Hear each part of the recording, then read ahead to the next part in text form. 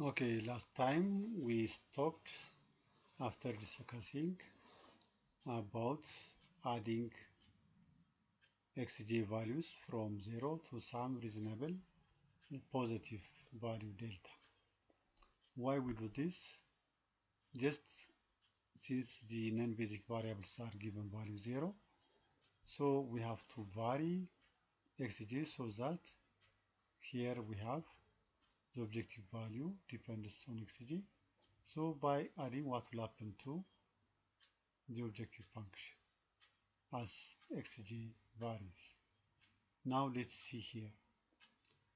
Cj bar is defined by this Cj minus Zj. What will happen to this difference? That is the reduced cost by varying Xj. So in the current basic feasible solution we have this, and Xj were all zeros for each j in capital J. And the current objective value is given by this in that case. Then we need an improvement of this by varying xj. How do you improve? We just increase xj from 0 to some new value, say xj, which is delta. Then the objective function changes by this cj minus g, that is the right hand side of this equation. This quantity, which is this one, times xj, so it's changing by that quantity.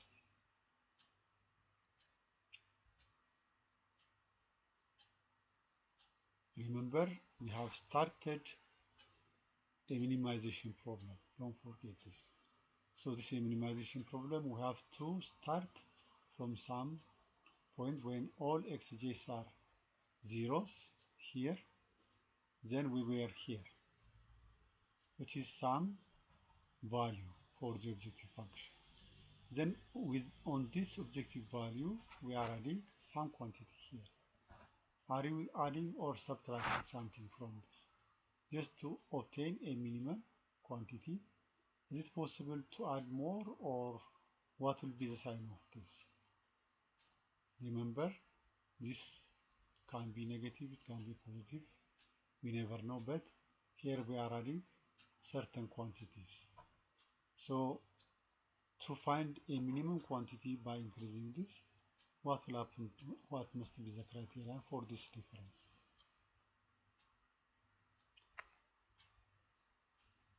So if we increase xj, then the objective function changes by this cj bar delta.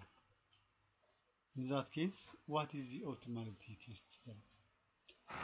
This theorem says consider a basic feasible solution X associated with a basis matrix B, and C bar be the corresponding vector of reduced costs. If C bar is greater than or equal to 0, then X is an optimal solution to 1. Suppose this is not greater than 0. In that case, we choose a non-basic variable xj, which becomes non-zero. And we also wish to know which of the basic variables will become 0 as we increase xj away from 0. So we must also be careful that none of the variables become non-negative. None of the basic variables become non-negative as we do this. That means xb must be kept non-negative by varying xj. So here, remember, when xj is 0, xb was b inverse b, which is non-negative. This part is non-negative. So we are adding this quantity. It can be positive, it can be negative, we never know. But here we are adding xj non-negative. So the sign here matters. Are we adding or subtracting? Now we say that this is when this was 0, this is xb is non-negative, so this is non-negative vector, column vector, and aj, let's define this to be aj bar, this coefficient of xj, bm by 1 column vector. Now let's see, xb is now expressed in terms of this positive and negative number minus this quantity. So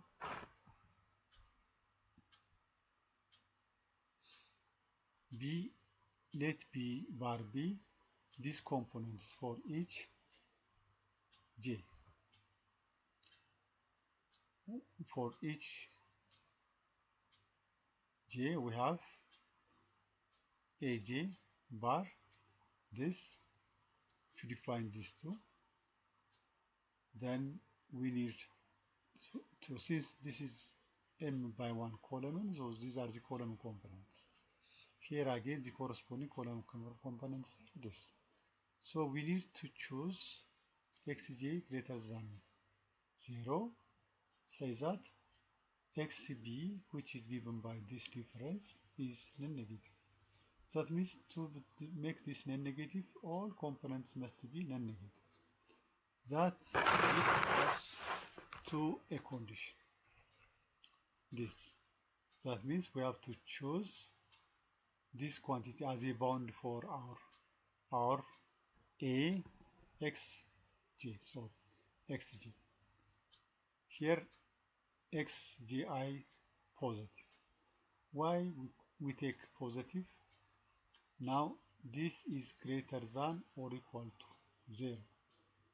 So if this is not positive, less or equal to 0, what will happen to this? Now the quantity b bar minus the negative of the negative quantity, this becomes plus, this is negative, so this will be positive, greater than or equal to 0.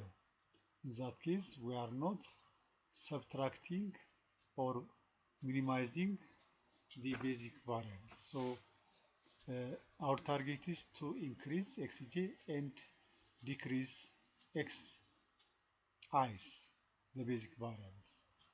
So in that case, this should be positive. That is, xj must be less than or equal to this in that case. So we don't need to make this negative. So it has to be positive, just to decrease xi, that is a basic decision variable. And then by subtracting some quantity from this positive number, we can retain this positivity. By so doing, just compute for xj from this inequality, we obtain this. So what we are increasing should not exceed this quantity. Therefore, we take this ratio. The minimum quantity will be the least upper bound of xj, and that will be a criterion for the optimality condition. That means the condition for the bound of xj.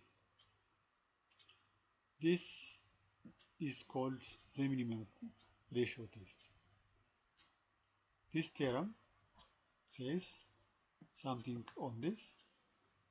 If x is basic feasible solution with respect to b, and if ck bar is negative and ak non-negative, less or equal to 0 for some k in J, then the linear programming is unbounded. Here, if this is not positive, then this will not be bounded because we are simply subtracting, adding some quantity to xj. Now, this theorem is about exchanging variables from non-basic to basic variables. So if there are k